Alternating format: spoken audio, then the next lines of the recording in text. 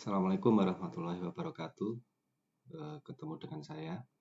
Hari ini saya akan mereview terkait mekanisme dari aglomerasi. Aglomerasi ini menjadi menarik di tempat kami karena ini adalah pengalaman yang lumayan baru. Karena akibat dari aglomerasi ini ada beberapa resiko-resiko yang terkait dengan safety dan selain terkait dengan faktor operasional. Sebut saja mungkin ini pengalaman-pengalaman bagi teman-teman sekalian yang mengoperasikan pembangkit dengan tipe boiler CFB. Di situ kita menggunakan batu bara, kemudian terdapat bed material yang keduanya bila berinteraksi akan ada potensi untuk terjadinya aglomerasi. Untuk tahu lebih lanjut terkait aglomerasi, nanti akan saya jelaskan lebih lanjut seperti apa. Pada materi kali ini saya akan mereview beberapa referensi dari jurnal yang sudah saya download. Ada 3 judul. Yang pertama ini dari Fabrizio Scala terkait aglomerasi partikel selama di dalam fluidized bed combustion. Bagaimana mekanismenya, kemudian early detection-nya seperti apa, dan pengukurannya seperti apa. Nanti kita akan bahas. Kemudian dari Alessandro Montes, Ehsan Ghiasai, Chunbao Hongmitran itu juga mempelajari aglomerasi dari bed material pada BFB, bubbling fluidized bed, menggunakan pasir silika sebagai bed material dan KOH untuk mensimulasikan adanya as yang terlelehkan. Jadi percobaan dia adalah ada fluidized bed, bubbling fluidized bed, kemudian dimasukkan oleh KOH. Kemudian ada juga dari presentasi Prabir Basu, ini ahli CFB, aglomerasi in fluidized bed.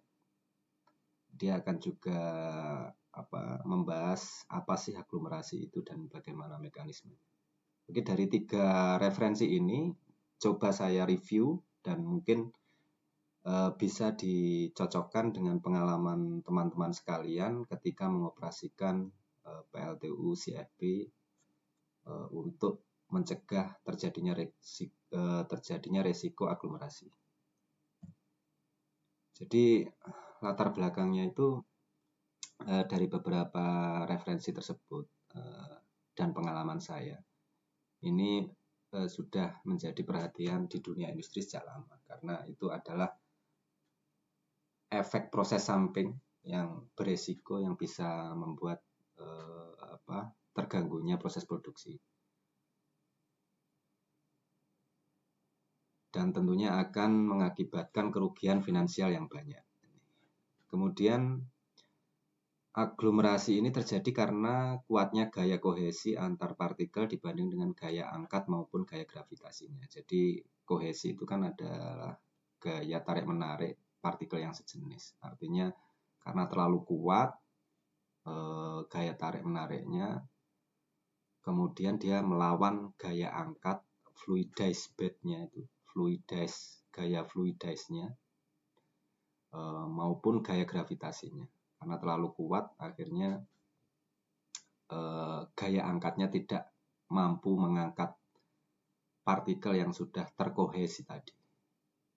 Kemudian pada CFB boiler potensi terjadi aglomerasi pada bed material sangat tinggi, apalagi ditambah dengan penggunaan biomas, low rank coal yang memiliki low melting compound pada asnya.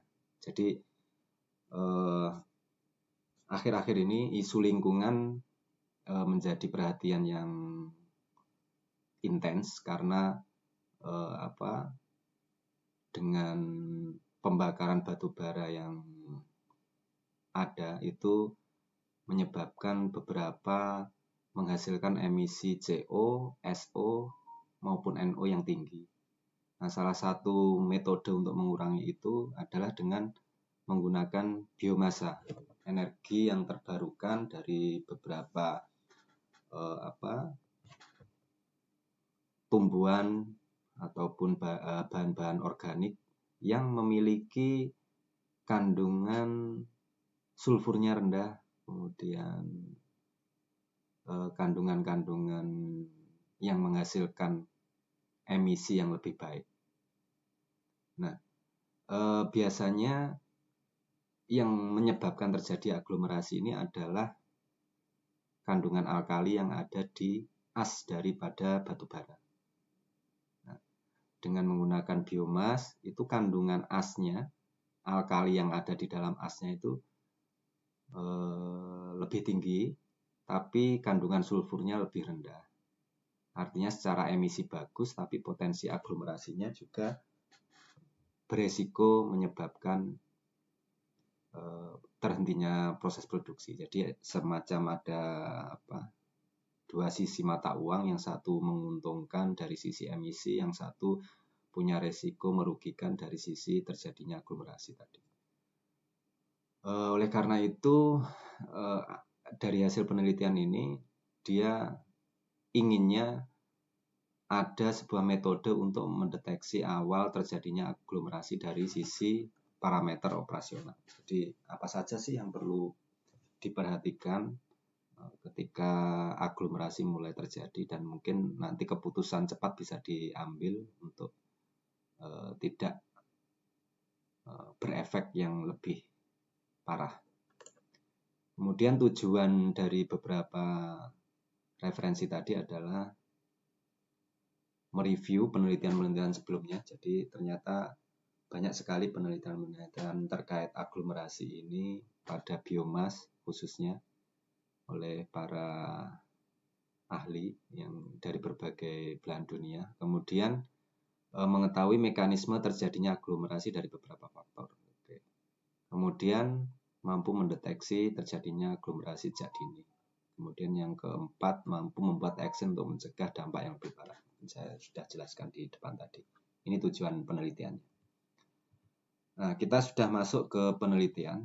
Saya coba mereview salah satu presentasi dari Prabir Basu terkait aglomerasi. Jadi dia menjelaskan bahwa aglomerasi ini adalah natural phenomenon that occur between solid all over the earth and has been taking place in the birth of the planet. Jadi sebenarnya aglomerasi ini terjadi sesuatu yang alami dan terjadi sudah sejak lama.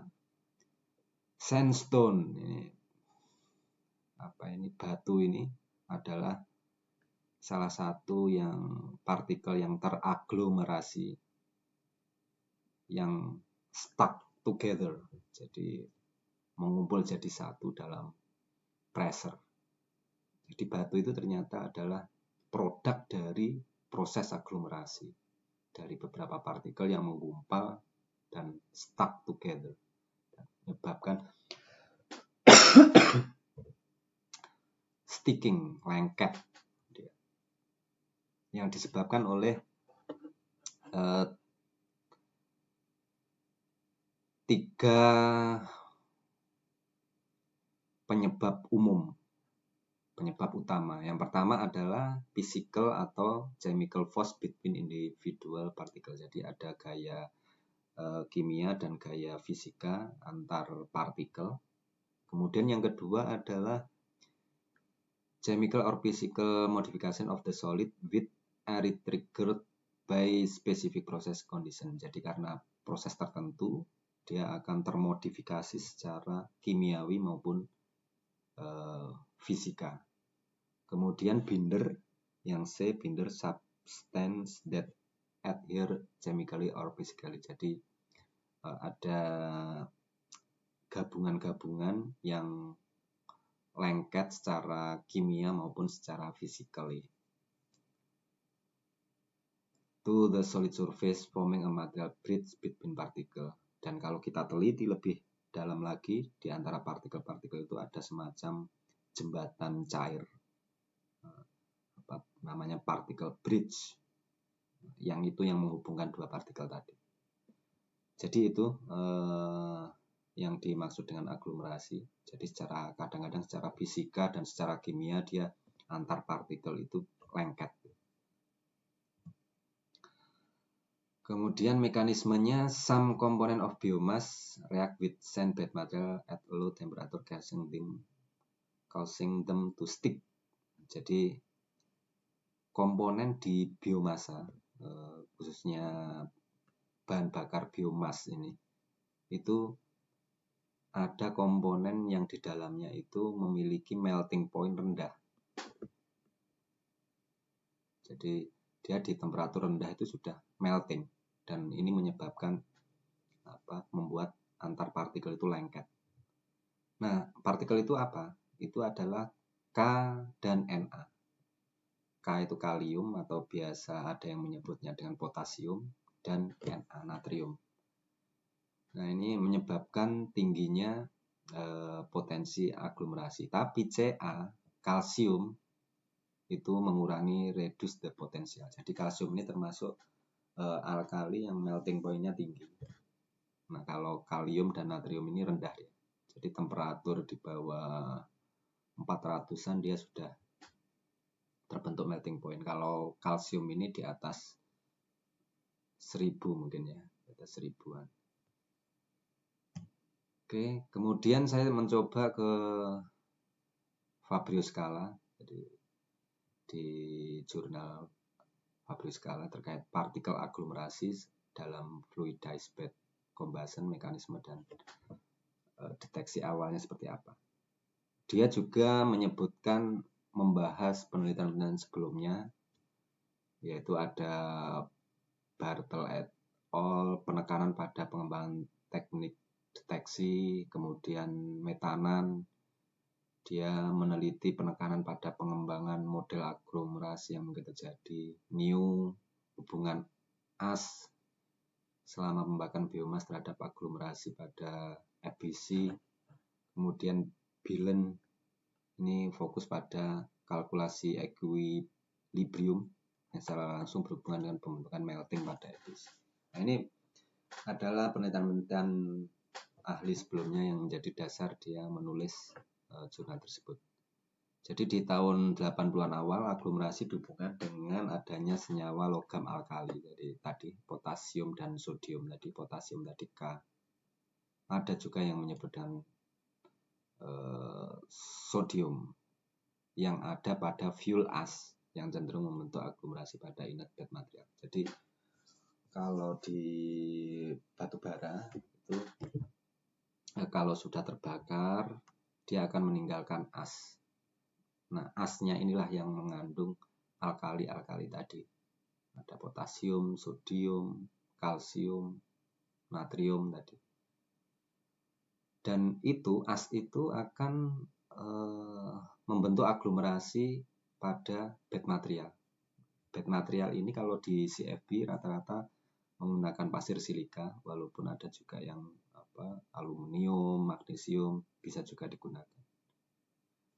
Bila hal ini terjadi pada permukaan bed material akan meningkatkan daya lengket dan menyebabkan banyak partikel menggumpal dalam jumlah besar dan aglomerasi besar terjadi. Jadi itu tadi jika terjadi di permukaan bed yang sudah ada yang sudah kita siapkan untuk fluidizing di dalam boiler, di permukaan atasnya itu akan jatuh bahan bakar. Nah, jika bahan bakar itu dari biomas yang mengandung alkali tadi, itu akan meningkatkan daya lengket. Jika pada kondisi tertentu dia akan meleleh, lengket di permukaannya dan menggumpal, akhirnya lama-kelamaan membentuk aglomerasi yang besar. Dan faktor utama dalam proses aglomerasi adalah ini dia. Jadi pembentukan alkali dan bentuk alkali dan kontennya dalam fluas.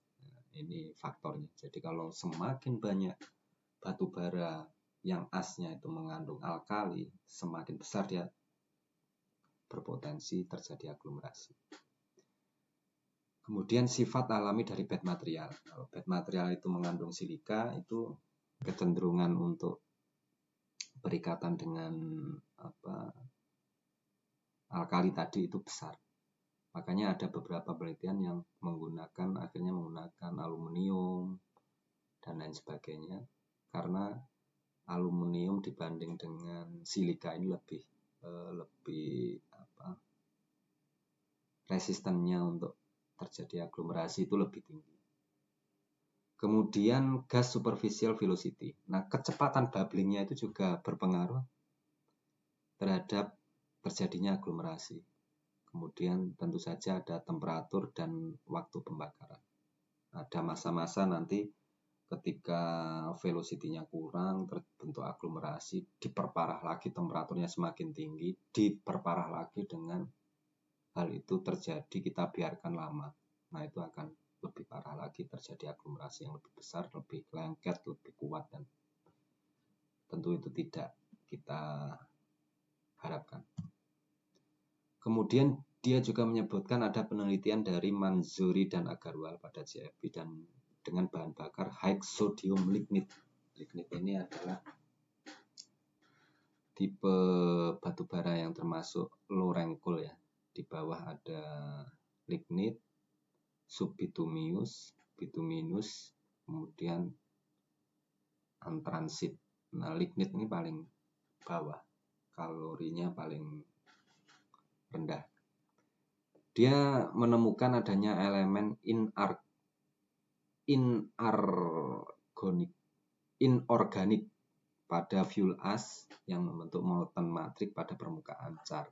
Char ini adalah karbon dari batu bara tadi, yang bebas dari pengaruh ukuran dan temperatur fuel. Jadi elemen tadi sudah saya sebutkan pada fuel ash membentuk molten matrix pada permukaan batu bara. Kemudian sementara itu sodium vaporization memiliki keterbatasan di bawah pengaruh kondisi pembakaran. Ada yang khawatir bahwa alkali-alkali tadi itu terjadi penguapan. Nah, alkali kayak sodium ini ya kalau pada temperatur tinggi terus dia menguap, dia akan bisa menyebabkan terjadinya korosi. Tentu saja kalau ke bawah oleh udara bakar dalam boiler, dia akan mengerosi cup-cup superheater yang ada di air heater dan lain sebagainya. Kesimpulan dari penelitian ini adalah bahwa tidak ada bukti kondensasi alkali vapor ini yang menginisiasi terjadinya aglomerasi. Jadi mekanisme vaporisasi dari alkali tadi ternyata dia meneliti tidak ada hubungannya dengan aglomerasi. Jadi itu adalah proses yang terpisah. Kemudian temperatur tidak berpengaruh besar pada komposisi coating as pada permukaan bed material, tapi hanya berpengaruh pada sifat fisiknya seperti viskositasnya. Jadi temperatur tidak berpengaruh pada bed material, tapi hanya berpengaruh terhadap sifat fisiknya, tidak berpengaruh pada komposisi coating as. Oke. Kemudian laju as deposition pada permukaan bed material hanya dipengaruhi oleh temperatur bed dan alkali content. Nah, as deposit pada permukaan bed material itu dipengaruhi oleh temperatur dari bed material dan kandungan alkali yang ada di batu bara. Hasilnya bahwa proses aglomerasi mulai terbentuk ketika critical ash coating thickness pada bed material tercapai. Critical ash coating thickness. Jadi kalau alkali tadi mulai meleleh, kemudian dia ketemu dengan bed material di permukaannya, dia lama-kelamaan akan membentuk ketebalan tertentu, dan di situ ada yang dinamakan dengan critical ash coating thickness pada bed material. Bila itu tercapai, maka proses aglomerasi akan semakin cepat. Nah, itu dinamakan sebagai titik critical ash coating thickness. Kemudian pembakaran biomas pada CFB ini sangat menarik karena pembakaran biomas itu karena fuel flexibility dari CFB. Jadi CFB itu bisa pembakarannya fleksibel ya, dia di ring kalori yang bermacam-macam, ringnya tinggi sekali. Kemudian tetapi sering terdapat laporan bahwa terjadi aglomerasi dan defluidisasi ketika membakar biomas meskipun beroperasi pada temperatur rendah 650 derajat. Nah, sudah saya sebutkan tadi, di asnya itu ada alkali yang melting point-nya rendah dan ada yang tinggi. Yang rendah itu biasanya tadi kalium dan natrium sekitar 400-an derajat. Ditambah lagi ketika membakar bahan tanaman yang mengandung pupuk, kandungan alkali yang tinggi. Nah ini, apabila biomas yang kita gunakan ini dari komoditas-komoditas pertanian yang dalam prosesnya dia memakai pestisida. Nah pestisidanya ini mengandung alkali juga. Nah itu juga memperparah kandungan alkali yang ada di batu bara tadi.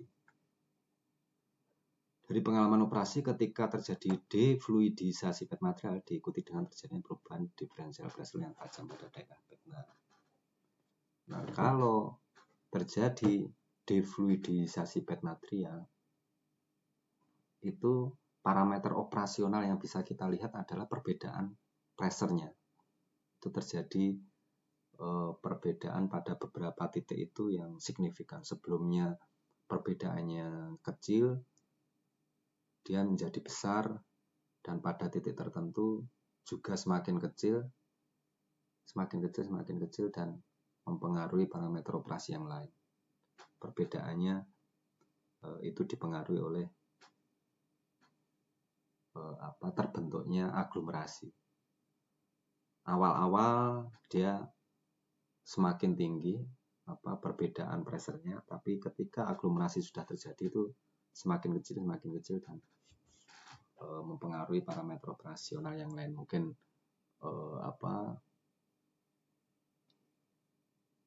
kecepatannya juga turun, kemudian temperaturnya bisa naik dan pressure-nya rendah. Dan temperatur bed secara keseluruhan turun sedangkan bed sisi bawah mengalami kenaikan. Nah ini adalah parameter operasional akibat dari aglomerasi tadi. Rata-rata semua turun, tapi yang paling bawah itu seolah-olah menganga gitu ya, mengalami kenaikan karena biomas terakumulasi dan terbakar di atas bed. Nah itu. Dan akhirnya operasional tidak terkendali, parameter ngacau.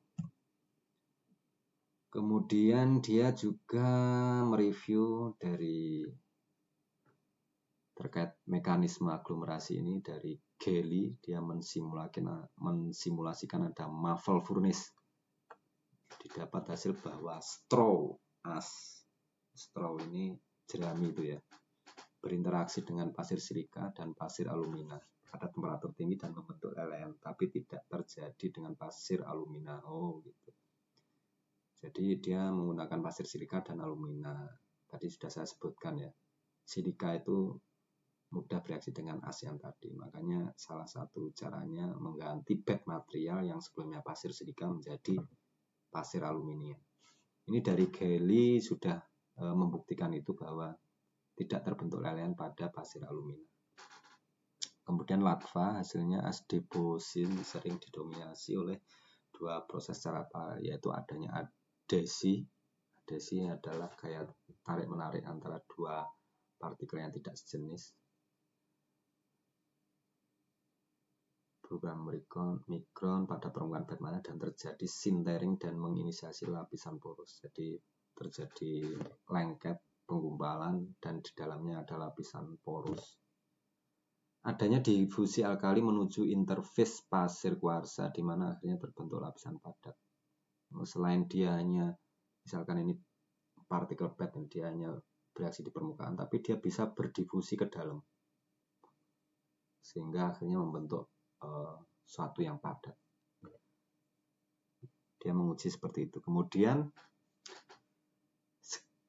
Skripvar namanya agak susah.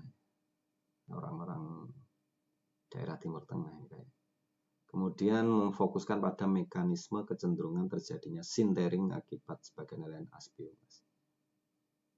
Kemudian Ohman dan Nurdin, penelitian yang paling realistis untuk mengontrol aglomerasi pada CFV yaitu biomas dibakar pada fluidized bed sampai terbentuk as. Oh, ini penelitiannya, metodenya. Jadi dia membuat simulasi di labnya dengan cara membakar biomas sampai terbentuk as, kemudian asnya ini dipanas sampai temperatur tinggi dan akhirnya terjadi defluidisasi pada bed material. Hasilnya ada lapisan coating yang homogen melapisi partikel dengan, jadi ini partikel bednya dilapisi dengan coating homogen tadi yang di dalamnya ada kalsium, potasium, dan silika. Kemudian heterogen outer layer menginisiasi terjadinya deposit as secara progresif pada permukaan coated layer dan bahkan menjadi homogen dengannya. Ini sudah homogen, kemudian ada campuran homogen lain, nempel lagi, lama-kelamaan jadi homogen dan semakin besar. Nah, dia meneliti bahwa terbentuknya melting, coating, dan lain sebagainya ini tadi adalah karena ada kandungan potasium di dalamnya, ada kandungan kalium tadi, kalium atau potasium untuk partikel aglomerasi. Kemudian dia juga meneliti dengan SEM, elektron kayak mikroskop, elektron mikroskop, jadi mikroskop yang bisa dengan resolusi yang sangat tinggi, bahwa coating terdiri dari coating tadi itu ada inner layer dan ada outer layer. Inner layer itu terdiri dari alkali dan silika, silikanya dari pasir tadi, alkali dari asnya tadi. Kemudian outer layer mirip dengan fuel as, mirip dengan kandungan as secara umum. Nah, ini hasil SEM-nya ya di gambar ini. Kemudian Lin and Dam Johansen, peneliti sebelumnya juga jerami, dia menguji jerami bahwa bed temperatur merupakan variabel yang paling berpengaruh, di mana defluidisasi waktunya menurun secara eksponensial berdasarkan waktu.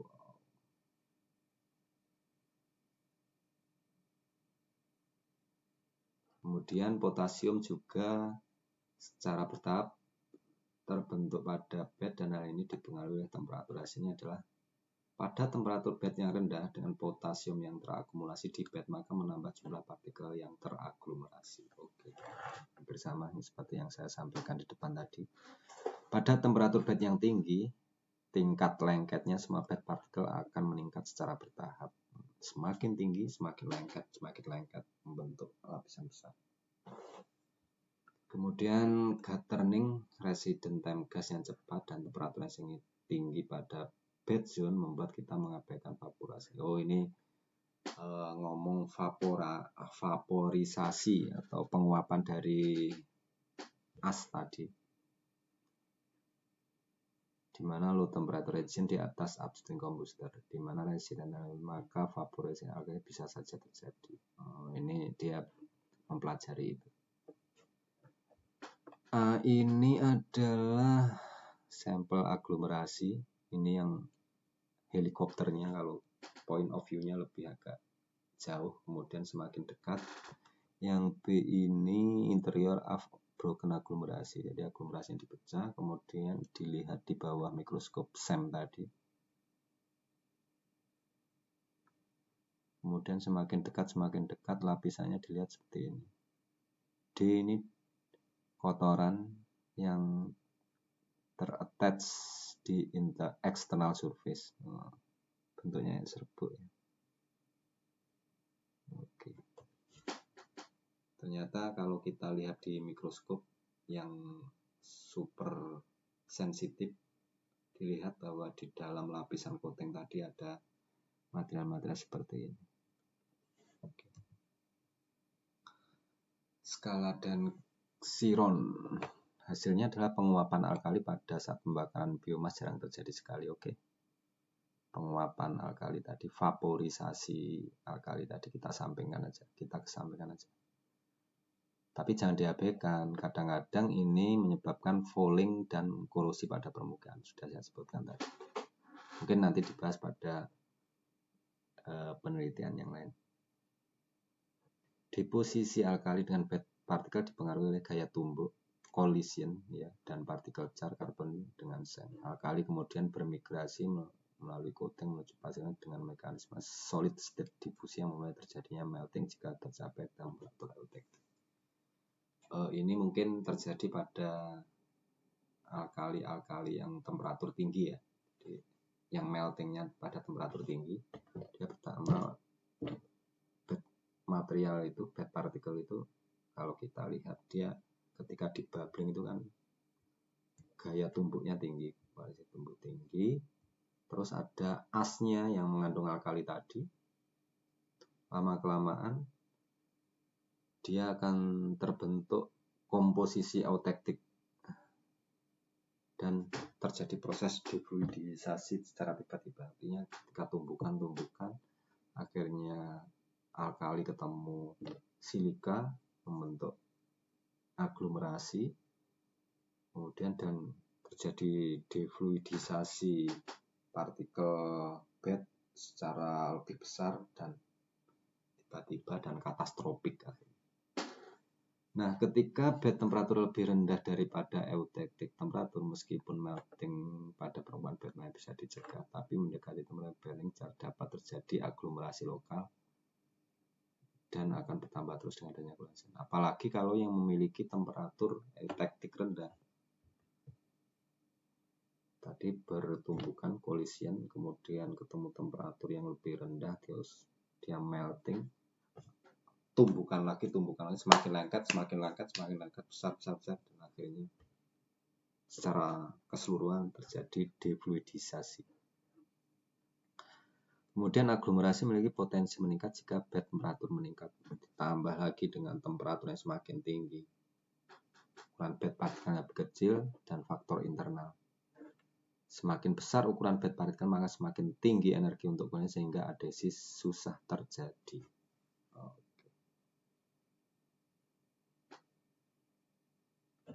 Nah, ini proses aglomerasi ini bisa terjadi dengan high fraction dari low melting point compound. Low melting compound, as yang low melting temperatur tadi itu adalah kalium atau potasium dan natrium. Jika jumlahnya banyak, walaupun dia temperatur meltingnya rendah, dia bisa membentuk aglomerasi. Tapi yang kedua, low fraction dari high melting compound. Yang high melting itu ini tadi kalsium, magnesium. Walaupun dia fraksinya rendah, komposisinya rendah, tapi dia memiliki melting point yang tinggi, dia juga terjadi aglomerasi. Jadi CAMG ini oke, boleh rendah, tapi pas temperatur komposisinya kecil gitu ya, tapi pas temperatur yang tinggi dia bisa membentuk aglomerasi. Beda dengan yang atasnya tadi. Sudah masih di temperatur rendah, tapi karena volumenya banyak, masanya banyak, fraksinya banyak, dia juga bisa menyebabkan aglomerasi. Jika as fuel banyak mengandung alkali sekaligus silika, as melting mungkin akan terjadi sebelum capai sand particle melt induced aglomerasi, biasanya pada straw, biasanya pada jerami, dari herbal biomas. Berarti ini sebelum terdeposit di bed particle. Nah, ada istilah lagi nih yang kita temui, walaupun sudah kita sebutkan di depan tadi, ada melt induced agglomeration. Jadi aglomerasi terjadi karena sebelumnya sudah melting dulu, yaitu tadi yang low melting point compound tadi. Sebelum dia bertumbukan dengan bed partikel, dia sudah melting dulu, tambahan tumbukan membentuk aglomerasi. Sedangkan ada lagi yang dinamakan coating induced aglomerasi, adalah deposit as dalam bentuk solid dan akan melting ketika komposisi eutektik terjadi pada saat di coating layer bed particle yang menyebabkan lengket. Eutektik ini kayak semacam komposisi equilibrium gitu, mencapai titik yang seimbang, sebelumnya berbeda, kemudian memiliki titik eutektik yang seimbang. Nah, ketika ini terjadi, dia akan membentuk deposit as dan dia akan terjadi melting ketika komposisinya tadi sudah eutektik tadi. Keduanya sama membentuk as layer yang menyelubungi permukaan bed particle, tapi melt induced agglomeration terjadi secara cepat dan katastrofik daripada coating. Oh, ini agak lambat. Jadi coating induced agglomeration ini agak lambat terjadinya karena dia mencari titik eutektik dulu, baru ketemu temperatur tertentu dia akan leleh. Tapi kalau melt induced agglomeration, melting dulu di luar sebelum ketemu dengan bed particle. Nah, ketika ketemu langsung lengket dan akan bentuk yang lebih banyak. Nah, ini deteksi terjadinya aglomerasi dan bagaimana mengetahuinya dari pengukuran yang ada. Ini adalah grafik-grafik hasil dari penelitiannya. Jadi ini adalah ketinggian sensor di furnace di sisi bed particle, bed material. Di sisi bed material berarti di atasnya nozzle ya. Itu ada beberapa sensor. Nah, pada ketinggian yang lebih tinggi, ini ketinggian itu. Ini semakin lama sebelum ini adalah titik aglomerasi atau defluidisasi dari bed material ya. Ini lama-kelamaan yang ketinggian berapa ini? 145 itu semakin tinggi temperaturnya. Berarti padahal yang paling tinggi, yang paling atas itu temperaturnya rendah lah ya. Tapi yang tengah ini kayak menganga gitu. Itu. Ini adalah bisa dideteksi seperti ini. Kalau rekan-rekan punya boiler dan sensornya ada beberapa level di furnace-nya, bisa dilihat tuh. Kalau ada tren seperti ini, kemungkinan nanti potensi defluidisasinya besar. Nah, ini temperatur variance. Sebelumnya perbedaannya besar ya, karena ada proses fluidisasi di dalam yang bagus gitu ya. Fluktuasi temperaturnya tinggi. Tapi tiba-tiba ketika terjadi defluidisasi, dia semakin kecil. Akhirnya semakin perbedaannya nggak semakin banyak lah. Semakin kecil, tapi semakin turun temperaturnya. Ini dari faktor operasional ya. Kalau tadi mekanismenya itu kalau kita semakin panasi, semakin tinggi, dia akan semakin terbentuk. Tapi kalau terbentuk dulu, mempengaruhi lingkungannya seperti apa ya ini.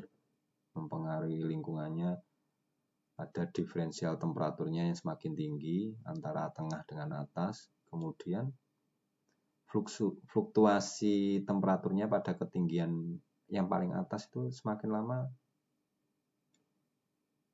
semakin turun dan variasinya nggak banyak sampai terjadi aglomerasi. Kemudian relatif temperatur different persen, ini sudah perbedaannya semakin besar. Nah, ini semakin besar dan akhirnya teraglomerasi. Kalau dari sisi pressure seperti apa? Seperti ini. Pressure misalkan di beberapa ketinggian sensor kita. Ternyata pressure yang di sisi paling atas, yang titik-titik ini, yang ketinggian 245 mm, itu semakin tinggi, tapi yang di bawahnya stabil gitu ya. Karena di permukaan ketinggian yang paling tinggi itu dia ketemu dengan batu bara, ketemu dengan as gitu ya, terbentuk melting, kemudian pressure-nya semakin tinggi, yang bawahnya makin lama akhirnya terjadi aglomerasi. Nah, ini pada ketinggian yang ada di tengah ya, 145 ini. Pertama, fluktuasinya besar di rata-rata pressure sekian. Lama-kelamaan pressure-nya turun.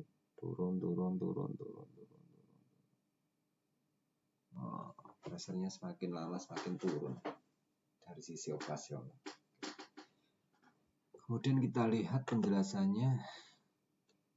Oke, ini sudah kita diskusikan. Kandungan as pada bahan bakar. Kemudian online pada parameter operasi, perbedaan temperatur dan pressure pada lokasi yang berbeda. Nah, ini. Jadi ini ya pelajarannya ya. Lesson learn-nya adalah ketika terjadi diferensial temperatur antara beberapa titik sensor yang ada, itu perbedaannya kok berubah signifikan. Itu adalah potensi-potensi deteksi aglomerasi secara dini. Selain itu juga ada metode akustik emisi. Kemudian early detection dengan basis non-linear pressure fluctuations. Oh, ini berdasarkan statistik, time series statistik. Juga telah dikembangkan untuk bahkan di skala industri dia ada namanya early agglomeration recognition system, sampai ada produknya ya, dengan cara dia early detection dengan basis non-linear pressure fluctuation time series. Dia ngetrend, dia mensimulasikan dan ngasih warning. Nah, ini juga tadi sudah disebutkan di atas ya, ada dua tipe aglomerasi, melt induced dan coating induced. Nah, ini dihasilkan dari molten ash terlebih dahulu. Kemudian kalau coating yang lebih lama tadi, viskoplastik dari gerasi material. Oke. Kemudian Yu et al. Menguji slip resistant antara partikel. Dia mengetahui aglomerasi, dia menguji lewat gaya ininya, torsi motor. Jadi ada shaft dimasukkan ke furnace, di dalam bed dia muter ya. Jika bednya ini teraglomerasi, berarti torsinya akan semakin tinggi. Nah, bila ada tren semakin tinggi, itu potensi terjadinya aglomerasi. Ini juga inorganik alkali, potasium, kalium, dan sodium. Waduh, natrium itu juga sodium ya. Low melting alkali compound. Oke. Kemudian melapisi partikel dengan lapisan yang lengket. Selanjutnya akan membentuk aglomerasi, diperparah dengan adanya tumbukan dan semakin lama semakin banyak. Hampir sama. Kesimpulannya seperti itu. Jadi kesimpulannya tadi rata-rata bahwa dari as ya, kita menelitinya bahwa dari kandungan alkali yang terdapat pada as fuel, apakah itu dari batu bara, apakah itu dari biomas, itu mempengaruhi proses aglomerasi. Tentu saja kalau kandungan alkalinya yang low melting point tadi, low melting compound tadi, kalium dan natrium, semakin banyak, semakin berpotensi aglomerasi. Nah, ini juga ada, dia menggunakan pengujian seperti ini. Ini skala lab ya. Ini furnace-nya diisi bed, kemudian ini adalah saluran inject fuel-nya, kemudian ini saluran buangnya, kemudian lewat sini, dan ada yang dibuang, terus disampling.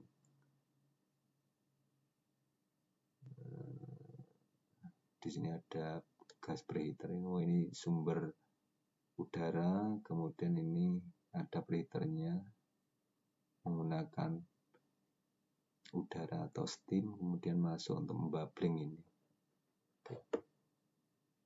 Dia eksperimennya menggunakan KOH 02, 05, 08. Jadi sudah ada senyawa KOH, terus ditambahkan di peralatan ujinya ini, dimasukkan 0,2% KOH, performanya seperti apa, 0,5% seperti apa, dan sampai 0,8. Kemudian pasirnya itu adalah pasir silika ya. Jadi ada silikanya di situ. Selain variabelnya ditambahi kandungan KOH-nya, juga kecepatan bubblingnya, defluidisasinya digunakan dua pengujian, yaitu pada kecepatan 0,4 meter per second dan 0,21 meter per second. UMF ini kecepatan fluidisasinya. 0,14 ini berarti 3,9 kali, 0,21 ini adalah 5,9 kali. Dipanasi terus sampai 415, karena KOH ini melting point-nya di sekitar 400 derajat. Jadi temperaturnya dipanasi sampai melting, kemudian divariasikan kandungan KOH-nya dan divariasikan kecepatan bubbling. Oh, ini hasilnya. Hasilnya ini dengan dengan 0%, berarti tanpa KOH. Mohon maaf teman-teman, sudah malam sekitar jam 11 ya. Oh iya, jam setengah 11 malam. Kemudian ini kecepatan yang pertama tadi, yang lebih rendah tadi. Ini ada di keterangan 3,9 atau 0,12 meter per second tadi. Dipanaskan, ini nomor 1 ini warming up, diangetin sampai panas, terus panasnya di steadikan, kemudian di cooling down. Bahwa di sini dilihat fluktuasinya, ketika pressure rendah dia juga rendah, tapi ketika temperaturnya tinggi fluktuasinya tinggi. Pendinginan juga gitu, semakin rendah semakin rendah. Bila kecepatannya ditambah, kecepatan fluidisasinya, fluktuasinya semakin besar ya. Kalau di sini tadi hanya skala 1 ya, ini sudah skala 3. 2 sampai 4. Ini 1 sampai 1,5 sampai 2,5, ini 1,5 sampai 4, hampir 2 ya. Oh, semakin kecepatan tinggi berarti fluktuasinya semakin tinggi. Oke, kita lihat penjelasannya. Temperatur naik, temperatur naik, fluktuasi perbedaan pressure juga semakin tinggi. Nah, fluktuasinya juga semakin tinggi. Disebabkan oleh gas viscosity pada perbedaan temperatur. Disebabkan oleh gas viscosity. Perbedaan temperatur ini menambah viskositasnya dari 0,19 menjadi 0,33.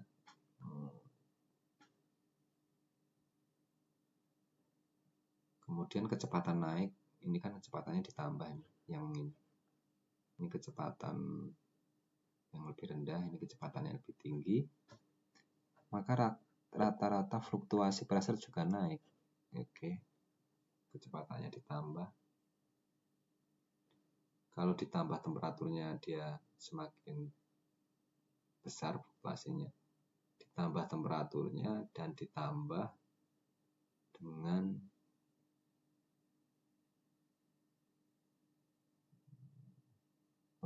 di kecepatan tadi ya, ditambah kecepatan sama temperatur tinggi, dia semakin fluktuasinya semakin naik. Fluktuasi ini disebabkan karena gerakan bubbling di permukaan bed. Karena kecepatan yang tinggi, gelembung-gelembungnya ini semakin tinggi. Karena viskositasnya semakin besar ya. Viskositas itu adalah kemampuan zat untuk mengalir. Berarti kemampuan partikel untuk bergerak. Semakin tinggi berarti gaya gesernya semakin tinggi. Dengan bertambahnya viscosity dan drag force akibat temperatur tinggi menyebabkan kecepatan bubblingnya menurun dan terbentuk bergerak cepatnya. Mengapa fluktuasi presenya tinggi? Bubblingnya semakin banyak, viskositasnya semakin banyak, dia dengan kecepatan sedikit aja sudah bubbling. Karena ini tadi viskositasnya antar partikel sudah bisa terjadi gerakan relatif, sehingga dengan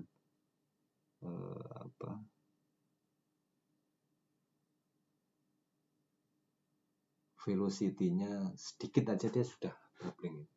Beda masih menyatu tapi nggak bisa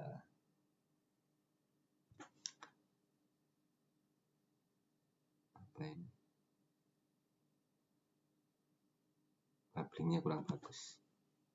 Oke, next. Nah, kalau yang ini adalah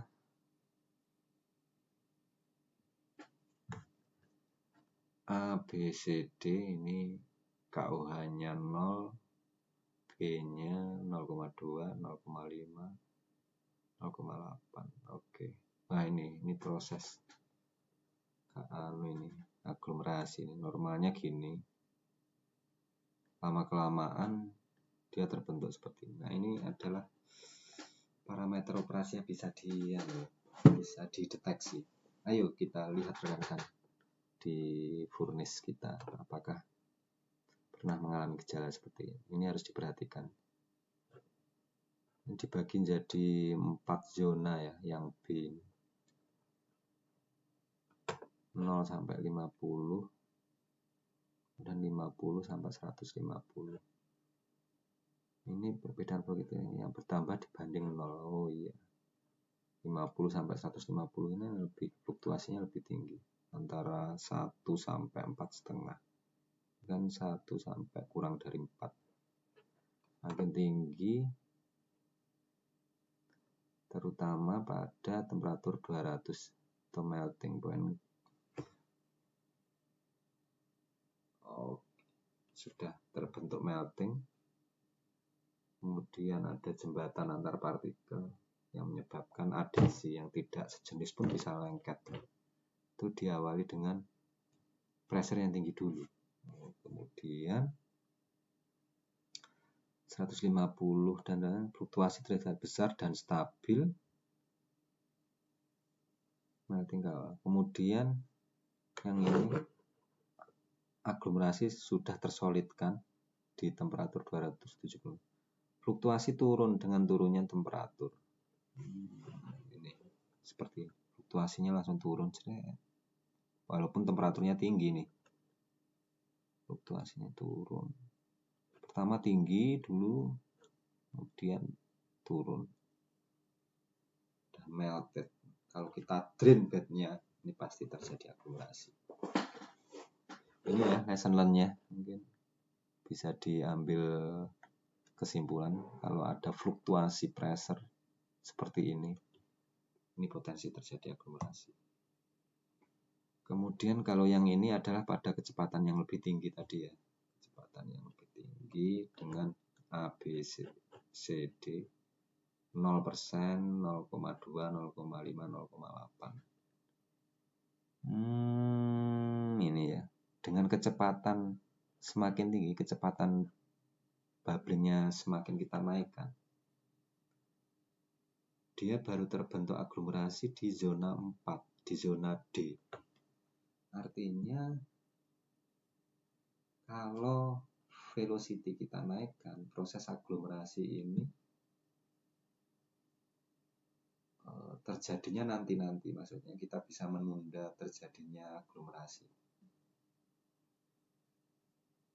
Potensi terjadi aglomerasi lebih kecil kalau kita naikkan, itu aja. Di sini mengindikasikan temperatur dapat menjaga untuk beroperasi agak lama, kemudian tetapi di sini dengan peningkatan daya koalisi dengan penambahan KOH yang banyak dapat mengisi void kosong. Mengindikasikan terjadi kopias yang ini kemudian turun di akhirnya, ini menandakan oleh terbentuk melting KOH. Nah, itu hampir sama dengan. Nah, kesimpulannya, action yang perlu dilakukan adalah menurunkan bed temperatur. Jangan tinggi-tinggi. Kalau tinggi-tinggi berarti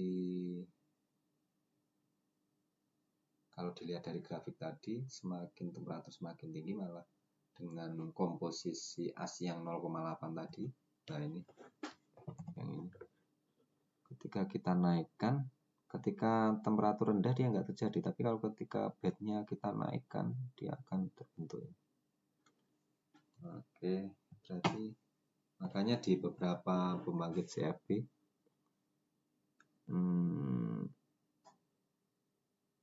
ada alarm high dan low. Ya mungkin ini maksudnya jangan high terlalu tinggi lah. Ya yang sedang-sedang saja, tapi tidak sampai ke low-nya. Kemudian ini lesson learn-nya, menaikkan gas velocity atau mungkin flow udaranya ya. Flow udaranya kita tambah supaya bubblingnya lebih bagus, dan itu potensi untuk terjadinya aglomerasi lebih kecil dibanding dengan gas velocity yang rendah. Tapi kadang-kadang ini membuat dilema, ini di penjelasan selanjutnya, tidak disarankan karena berhubungan dengan fluid dinamik yang ada di dalamnya, mempengaruhi heat dan mass transfer. Artinya ini pun harus dilihat dari parameter operasional. Jangan sampai kita fokus ke dua hal ini.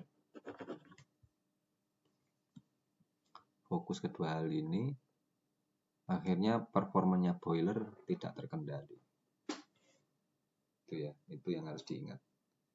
Hal yang mudah dan visible yang bisa dilakukan adalah dengan mengontrol bed size, melakukan drain bed secara kontinu dengan pengisian yang baru. Jadi kalau kita rutin drain bed material, berarti yang melting yang kecil-kecil yang sudah terbentuk sebelum terjadi besar itu bisa terbuang dan diganti sesuatu yang baru. Nah, itu juga mencegah. Metode lain adalah merubah komposisi as dan menaikkan melting point-nya, yaitu melakukan combustion high alkali fuel dengan low alkali fuel. Berarti kalau bisa bahan bakar itu kandungan alkalinya rendah saja lah, jangan tinggi-tinggi. Nah, untuk yang biomas ini dia kandungan alkalinya lebih tinggi dibandingkan dengan batu bara biasa. Ini yang menjadi tantangan. Kemudian melakukan injeksi bed aditif. Dia selain fokus ke batu baranya juga fokus ke bed materialnya. Kalau bed materialnya dikasih aditif mungkin seperti ini ya, alumino, magnesium. Ini kan susah berinteraksi dengan alkali tadi. Itu bisa dilakukan. Mengganti material bed dengan tanpa silika. Karena silika yang reaktif tadi ya. Bisa diganti dengan aluminium, magnesium, kalsium, dan iron oxide. Nah, itu salah satu contoh. Nah, ini contoh kasus di suatu pembangkit, di suatu PLTU CFB. Nah, ini terbentuk. Aglomerasi seperti ini. Di boilernya dia padatan-padatan. Tentu saja ini operasionalnya terganggu sekali. Ini dia berhenti. Temperatur boiler gimana? Trending terus turun. Temperaturnya turun terus, langsung dilakukan drain karena bed pressure 10. Nah, ini tadi dari hasil grafik tadi bahwa kecepatannya tiba-tiba kita naikkan temperatur, tiba-tiba fluktuasinya tinggi. Nah, ini dia dari biasanya makin tinggi, kemudian tiba-tiba turun drastis ke 6,1. Nah, sama ini. Nah, ini pembelajarannya. Kemudian bed temperatur mencapai 500 dan tren terus menurun. Akhirnya temperaturnya turun terus karena sudah padat di dalam. Nah, ini trennya. Nah, tiba-tiba ini temperatur ya, tiba-tiba langsung turun drastis. Nah, ini dia. Beban langsung turun. Oke. Boiler pressure-nya juga gitu, fluktuatif, semakin tinggi, tiba-tiba langsung turun. Persis seperti yang ada di depan tadi. Tapi ini adalah karena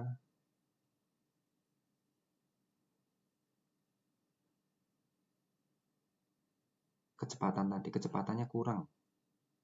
Bener, kecepatan gas velocity-nya kurang karena ada satu flow udara yang mati nih. Kan seharusnya didukung furnace-nya itu 2 PA fan, tapi PA fan satunya mati. Operasional tetap dilanjutkan. Nggak tahu kalau velocity-nya berkurang di dalam, flow-nya berkurang. Akhirnya bubbling-nya juga berkurang. Potensi aglomerasi terjadi seperti yang di atas tadi.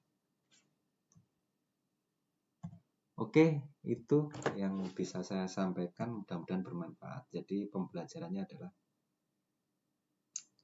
kalau kita fokus ke bahan bakarnya ya, cari bahan bakar yang alkali, kandungan alkali dalam asnya itu kecil. Kemudian dari sisi operasional, itu tadi sisi material ya, dari sisi as batu bara cari alkali yang kandungannya kecil ya. Kemudian di sisi bed material itu kita bisa ganti dengan aluminium kalau sebelumnya pakai pasir silika ya. Karena nanti potensi aglomerasi itu dari sisi material ya, dari sisi batu baranya dan sisi bednya. Kemudian dari sisi operasional kalau bisa jangan sampai kurang lah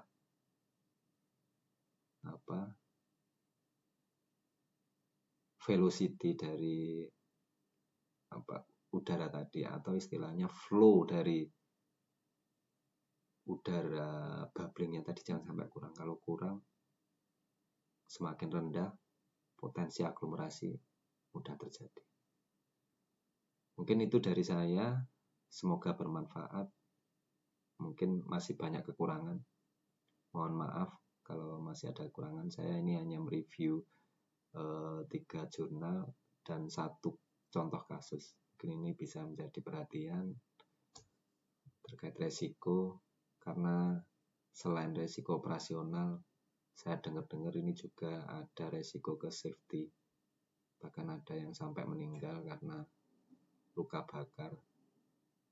Karena aglomerasi ini sifatnya menyimpan panas.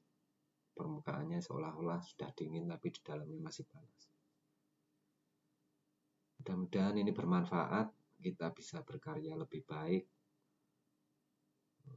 bermanfaat bagi sesama, bermanfaat bagi bumi. Bermanfaat bagi bumi berarti ini tadi, kalau menggunakan biomas ada potensi aglomerasi loh. Cari biomas yang alkalinya rendah. Karena biomas ini secara emisi bagus. Sulfurnya, kandungan sulfurnya rendah. Kemudian dari sisi sustainability supply, suatu saat kita akan kehabisan fosil, energi dari fosil. Makanya saatnya ini kita beralih ke EBT, energi terbarukan, baru terbarukan. Supaya anak cucu kita masih bisa menikmati yang ada, dan nanti juga bisa keberlangsungan energi tetap berlangsung karena ada alternatif bahan bakar yang bisa digunakan dengan mempertimbangkan faktor-faktor operasional seperti ini. Mungkin itu saja dari saya. Terima kasih. Assalamualaikum warahmatullahi wabarakatuh.